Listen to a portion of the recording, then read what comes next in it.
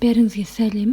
Бүгін сіздермен дәл дүкендегідей болып шығатын пряниктердің рецептін ұсынатын боламын. Міндетті түрде дәл осы рецептімен жасап көріңіздер. Видеоны қарамас бұрын каналыма тіркеліп кетуге кеңес беремін. Пряникті дайындау үшін қажетті қоспалардың барлығын описание бөлімінен көріп оқи аласыздар. Ең алдымен сүтімізді жылыта алатындай ыдысымызға құйып аламыз. Содан соң отқа баяу қойып, жай ғана жылытып алатын боламыз. Қатты ысытудың қажеті жоқ. Содан соң бөлек ыдысымызға ұн, қант және де жаңағы жылытып алған сүтімізді құйып, венчиктің көмегімен араластырып, осы қоспамызды бөлме температурасында суытып қоятын боламыз.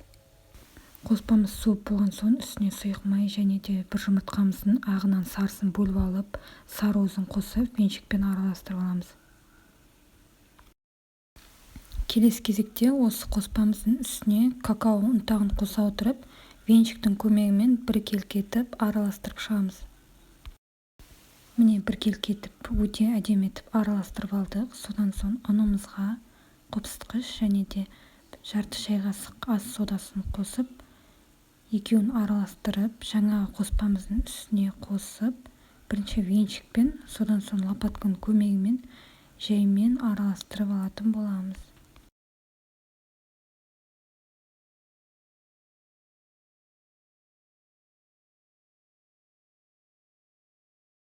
Ең алдымен қамырымызды түсіріп алу үшін қамырымыз жабысқақ болғандықтан ұнымызды сүйіп алатын боламыз.